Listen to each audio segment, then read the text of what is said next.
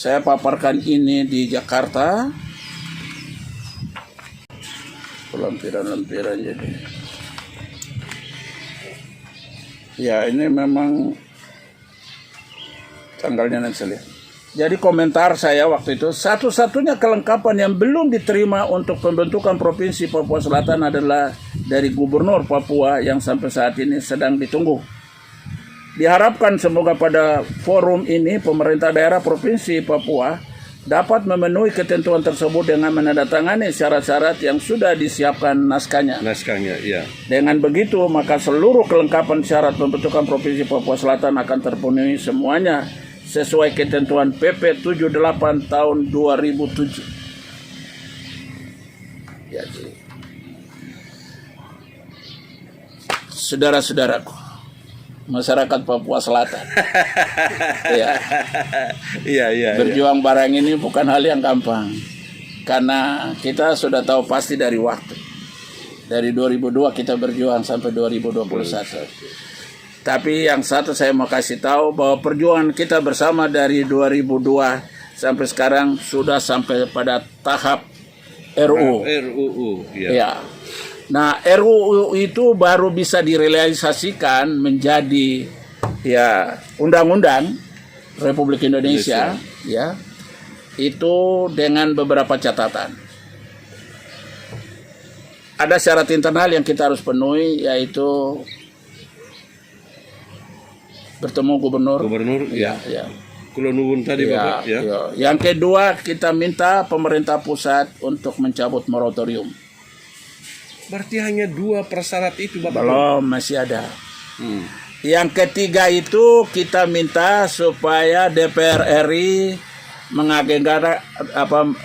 membuat agenda untuk membuat paripurna peningkatan status dari RUU menjadi undang-undang. Menjadi undang-undang. Ya. Tetapi sebelumnya ada hal-hal yang kita perlu benahi secara internal, yaitu batas-batas. Karena batas antara cakupan wilayah internal, misalnya antara Kabupaten Merauke dengan MAPI, antara Kabupaten Merauke dengan Bovendigul, itu internal. Ya, tetapi di eksternalnya ada yang tingkatan per kabupaten. Tingkatan per kabupaten itulah yang akan menjadi dasar untuk penetapan batas antara provinsi induk dengan provinsi baru, daerah otonom baru Provinsi Papua Selatan. Yaitu kita dengan Duga itu di Syuru-Syuru dan Kenyam. Lalu kalau dari situ kita dengan Yahukimo di daerah Patipi. Ya. Syuru-Syuru dan Patipi Bapak Jo. Ya, Patipi itu kan ada 2 kabupaten. Itu yang mesti ada koordinasi lintas kabupaten ini dengan, tetapi secara internal nanti saya cerita kenapa sampai ya orang Auyu sekarang ada di Tanah Orang Marin, itu nanti saya cerita. Kenapa batas ada orang Mandobo punya itu bisa sampai ke Mandom. Ya. Nanti ya, jadi ada 2 hal internal kita di ya sesama wilayah cakupan itu kita harus benahi dan duduk bersama-sama, dan semua itu tidak bisa bicara dari pendekatan kekuasaan. Tapi ini harus bicara rujukannya dengan adat, ya. Itu yang harus mulai bicara dari situ. Karena ada hal-hal tertentu yang harus diketahui oleh para penguasa sekarang di kabupaten-kabupaten ini. 4 kabupaten ya, selatan itu yang nanti saya cerita. Ya. Terus kita menata batas dengan provinsi induk di 2 kabupaten ini gitu, yaitu dengan Duga dan dengan ya Yahukimo. Dengan Duga itu bagaimana soal posisi Syuru-Syuru dan Kenyam. Lalu kalau seandainya juga akan dibentuk ya Kabupaten Pegunungan Tengah, berarti kita akan berurusan saya kira itu tidak akan bergeser. Bergeser, benar. Itu tidak akan bergeser. Itu antara kita di posisi Nakai, itu salah satu perbatasan ya distrik Sawerma dengan Timika. Ya. Ya. Pertanyaan saya Bapak John, Ya. dengan batas wilayah saat ini, setahunya Bapak John, kira-kira waktu zaman Onder Afdeling itu batas-batas wilayah pemerintahan Onder Afdeling dengan batas wilayah adat itu ada tidak batas wilayah itu? Sekarang saya mulai dulu sebelum pertanyaan itu. Karena begini ya.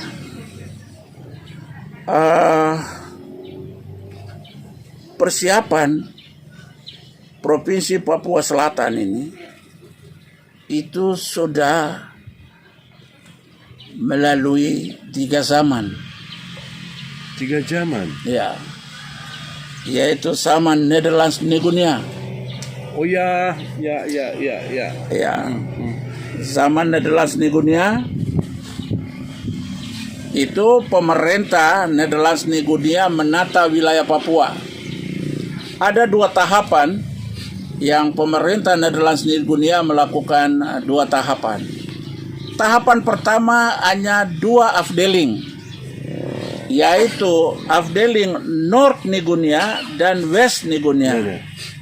Kami ya Bovendigul dan Merauke itu masih bergabung di afdeling Tual.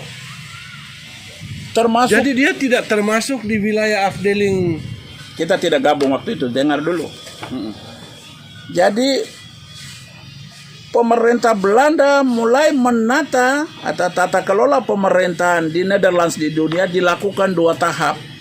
Ya, ini di Belanda sendiri. Di Belanda ya. Ya. Itu tahap pertama dengan pembentukan afdeling North Nigunia yang terdiri, cakupan wilayahnya terdiri dari Onder Afdeling Manokwari, ibu kota di Manokwari, Onder Afdeling Sorong, ya, Onder Afdeling Serui, Onder Afdeling Hollandia tambah Sarmi. Ya. Jadi ada 5. Afdeling North Nigunia itu cakupan wilayahnya terdiri dari ya 4 Onder Afdeling, yaitu Onder Afdeling Manokwari, Sorong, Serui, Hollandia tambah Sarmi. Hollandia itu yang sekarang Jayapura itu. Ya. Lalu yang kedua itu afdeling West Nigunia.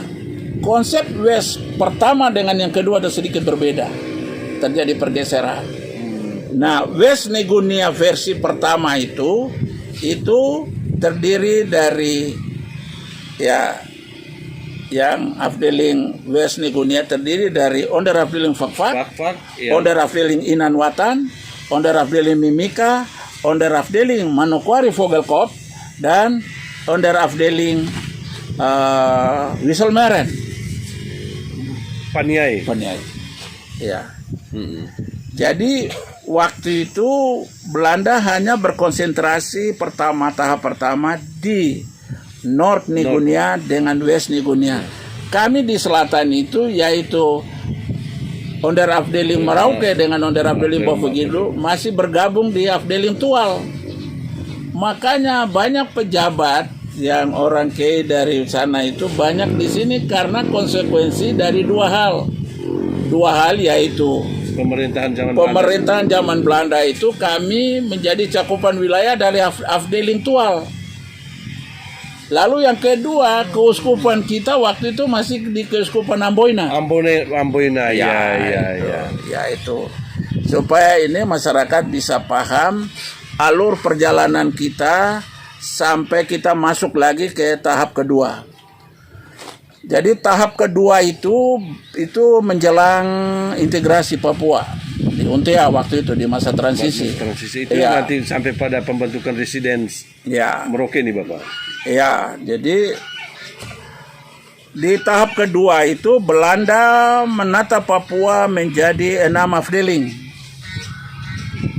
6 afdeling, sekian Onder Afdeling dan 4 daerah persiapan. Ya. Afdeling Hollandia, ibu kota di Hollandia yang sekarang Jayapura. Jayapura benar. Ya, terdiri dari onderafdeling Hollandia di Hollandia, onderafdeling Kerom di Ubro, onderafdeling Sarmi di Sarmi, onderafdeling Nimboran di Genyem. Dan ada satu daerah persiapan yaitu Oost-Bergland, ibu kota di Wamena. Jadi Oost-Bergland waktu itu digabungkan di afdeling Hollandia. Ya. Nanti tahun 62 dia berdiri sendiri. Jadi ya itu nanti saya cerita. Lalu yang kedua itu afdeling Gelvinbay. Itu ibu kota di Biak. Terdiri dari 2 onderafdeling, yaitu onderafdeling Staten Eilanden, ibu kota di Biak, dan Yapen-Waropen di Serui. Ya. Lalu afdeling yang ketiga itu adalah afdeling West Nigunia. Nah, ini yang konsep West ini bergeser. Yang dulu di North sekarang dia jadi West. Ya. Terdiri afdeling West Nigunia berkedudukan ibu kotanya di Manokwari, terdiri dari onderafdeling Manokwari di Manokwari, Ransiki di Ransiki, Teminabuan di Temundian, Teminabuan, Bintuni di Stengkol, Sorong di Sorong, Raja Ampat di Dom. Ya. Lalu afdeling Fakfak, ibu kota di Fakfak, terdiri cakupan wilayahnya meliputi Fakfak, onderafdeling Fakfak di Fakfak, Kaimana di Kaimana, Mimika di Kokonau. Jadi bukan di Timika sekarang ini. Ya. Lalu kami South Nigunia Selatan yang sekarang Papua Selatan. Itu ibu kotanya di Merauke, terdiri dari onderafdeling Merauke di Merauke, onderafdeling Muyu di Mediptana, onderafdeling Bovendigul di Tanah Merah. Ibu kota pertama itu bukan di Tanah Merah tapi di Asiki. Ada pejabat Belanda yang mati di Asiki. Dulu masih ada Kelapa Satu yang Korindo kemarin suka kasih gusur. Ya. Baru orang kasih pindah ke atas ke Tanah Merah itu. Ya. Lalu onderafdeling Mapi di Masin. Daerah Aboge, ya.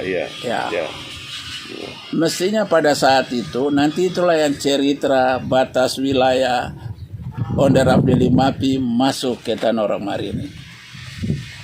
Oh, jadi pada saat mulai dari pembentukan ada kisah begini.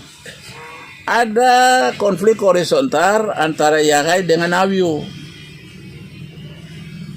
Orang Awiu yang dari Kali Bamgi dan Yolobai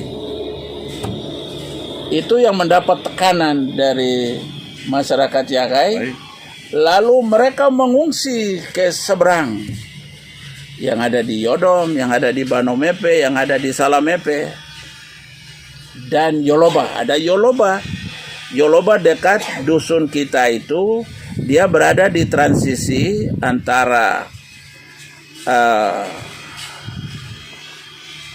Mongi dan Buwako, lalu juga kita yang di Weloko. Lalu ada Wananim.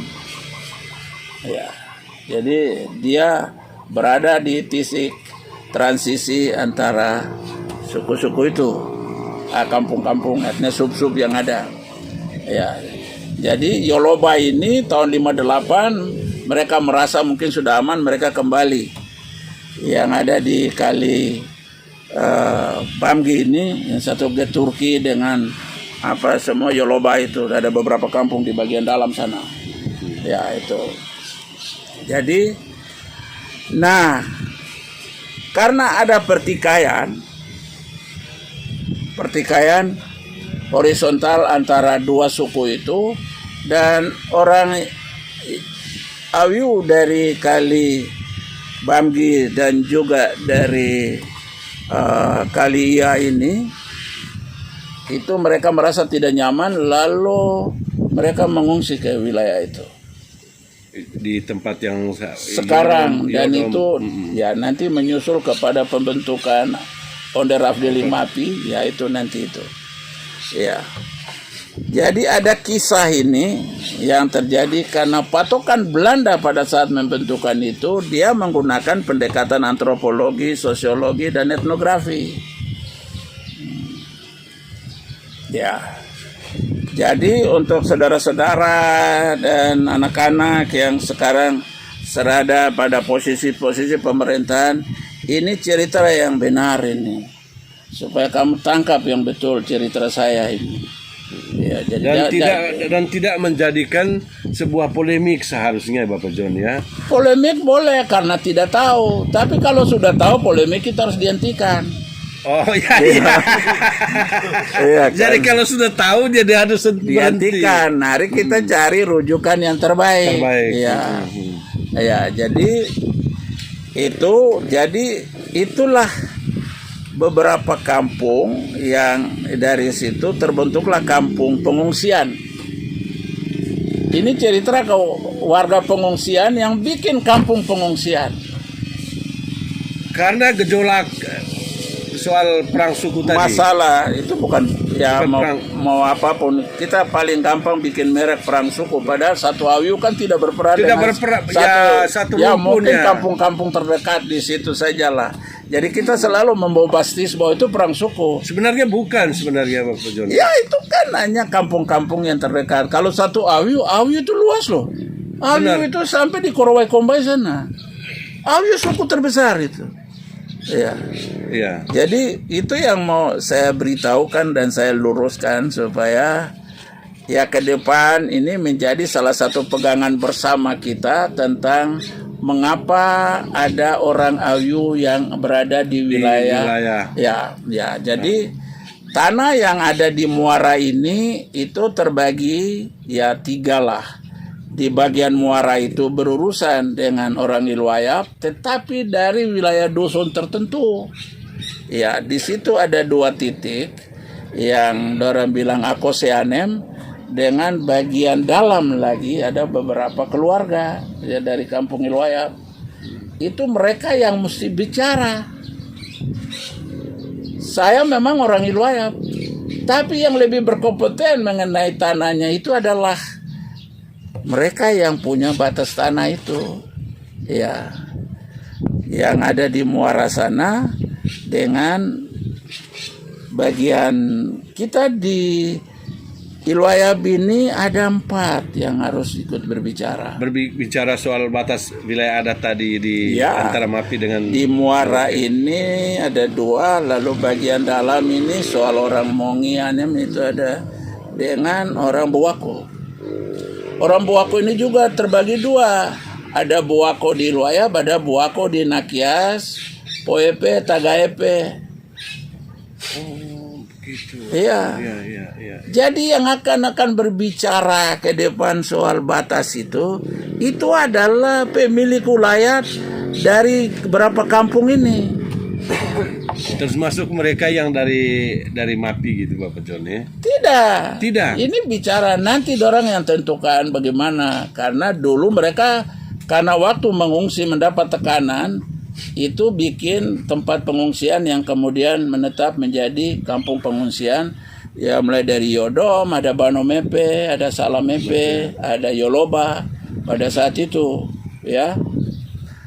Nah, karena sudah sekian lama mungkin merasa nyaman, terjadi kawin-mawin, ya lupa pulang kampung.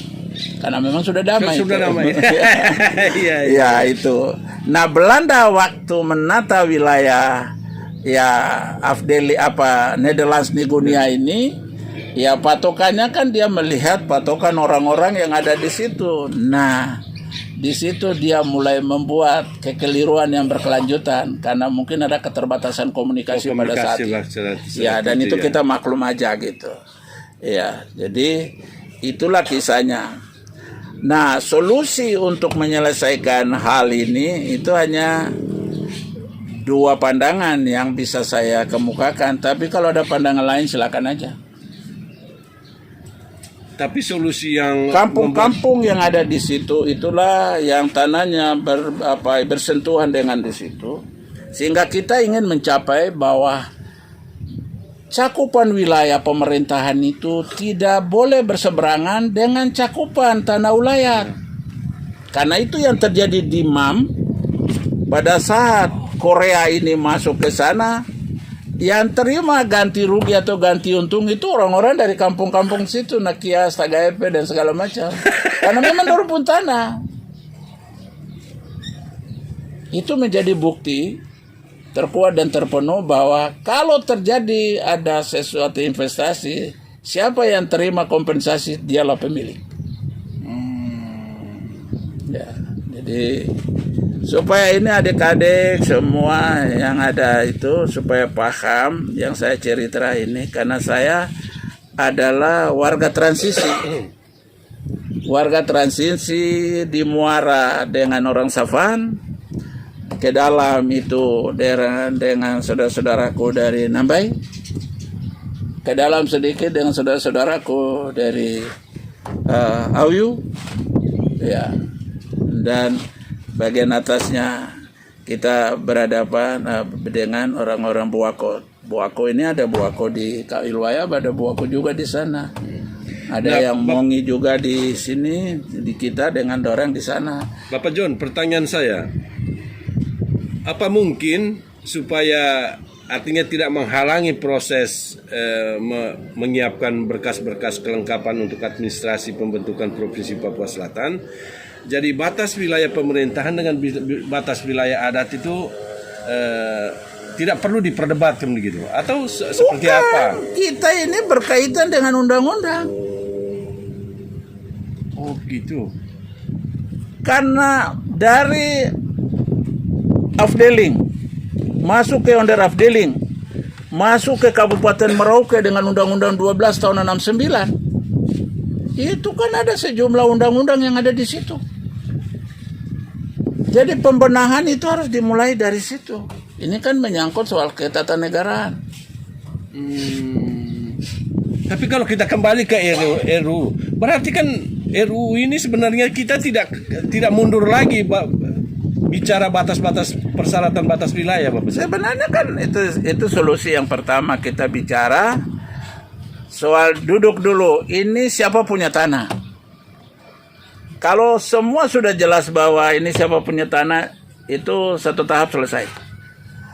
Tahap yang kedua adalah meminta pertimbangan kepada orang Ayu yang sudah lama menetap di sana. Ya. Karena kita mulai dari dasar dulu. Kalau kita mau mulai dari dasar dari atas, nanti ada benturan. Kalau orang Malin di 4 kampung ini, dorang tidak mau terima, dorang anggap bahwa itu kita putana. Kan pemerintah itu main patok orang putana saja. Kalau begitu terjadi,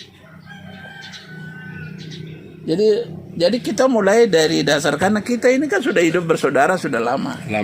Ya, jadi tetap dihantar dalam proses persaudaraan dari sejak orang awal yang akan memandu itu orang-orang yang harus paham.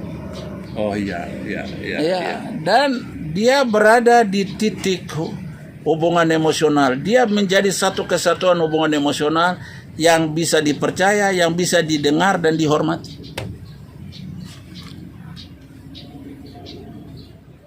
Kita berharap bahwa 4 bupati ini, Bapak John, jadi mereka bisa arif untuk mencari tokoh yang bisa menjembatani persoalan itu. Ya, sekarang saya kasih tahu itu bahwa terjadinya fakta seperti ini karena ada proses awal dari sana.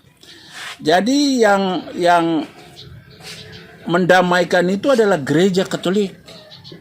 Karena pada saat itu Gereja Katolik itu partai pemenang. Jadi uskup-uskup di sini itu para bestiur, para pejabat amtenar Belanda di sini sangat takut sama Gereja Katolik. Alasannya? Ya mereka partai pemenang di Belanda sana. Jadi karena mereka menang, partai Katolik menang di Belanda, maka seluruh wilayah pemerintahan Belanda termasuk ada kendali dari Belanda. Ya, jadi jangan lupa ini benang merah dari atas. Karena kita ini kan pemerintahan afdeling, pemerintahan Nederlands Nigunia. Dulu ada India Belanda, ada Nederlands Nigunia. Kan punya gubernur jenderal yang bertanggung jawab kepada ratu. Ya, bertanggung jawab ke Belanda ya. Ke ratu. Jadi itulah, jadi kita bisa mencari solusi ya sepanjang ada saling menghormati di antara para pejabat. Memang bahwa ketika semua para pejabat itu mereka arif untuk melihat Bapak John dan menghargai sebuah proses perjalanan sejarah dan para tokoh yang memperjuangkan persoalan ini, seharusnya tidak ada polemik seperti yang kita lalui dalam perjalanan perjuangan Provinsi Papua Selatan ini, Bapak John. Polemik itu bisa ada. Pertama mungkin karena kita lewati. Ya. Dan bisa ada karena memang kita tidak mengetahui. Ya. Polemik karena memang kita tidak tahu betul, Bapak John. Ya, yang tidak tahu apa-apa tapi seolah-olah dia mengerti. Ini juga kan menjadi masalah sebenarnya. Ya, yang satu adalah kebersamaan. Dan tetap harus merawat kebersamaan itu sebenarnya itu untuk menghindari semua konflik-konflik seperti pernyataan saya, kamu boleh kehilangan apa saja tapi jangan pernah kehilangan kebersamaan. Ya, benar sekali. Jadi intinya ya itu. Saya belum bicara tentang Mandom. Ya, bagaimana dengan Mandom itu, Bapak John? Jadi kita ada lagi penetapan batas dan kesepakatan itu antara Bovendigul dengan. Tapi nanti kalau RUU ini yang lain itu Boven, itu mesti ada lagi bicara antara Muyu dengan Bovendigul, lalu antara Muyu, Bovendigul dan Merauke. Tetapi kan untuk membicarakan batas wilayah seperti ini tetap mempercayakan kepada tokoh-tokoh memang itu yang mendapat legitimasi dari baik warga Bovendigul maupun yang di Merauke itu Bapak, dan termasuk juga tadi itu yang dari Mapi dengan Merauke. Satu saja yang saya mau kasih tahu, kamu tidak usah minta Tuhan Allah untuk hidup sama dengan Tuhan menjadi manusia abadi. Ya, tidak usah kau minta untuk Tuhan perpanjang usiamu itu lebih daripada orang lain, tapi cukup dengan membaca sejarah, Anda seakan-akan hidup di semua zaman. Iya, karena dia memiliki semua referensi sebenarnya Bapak John. Iya, jadi soal Mandom ini ada cerita, beberapa catatan yang harus jadi pegangan setelah ini. Orang dari Nekias, orang dari Kalibian, ya itu yang dari Boha. Ya, jadi kampung Boha ini warganya bagi dua. Boha yang ada di Kalibian dan Boha yang ada di Keisa. Keisa ini dua, Keisa Digu dengan Keisa Kum. Ya, Keisa Kum. Nah, ada orang Bian yang punya kampung bukan di daratan Marin, tapi kampungnya di sebelah yang namanya Kampung Anggai. Anggai itu pesta dalam bahasa Marin. Ya.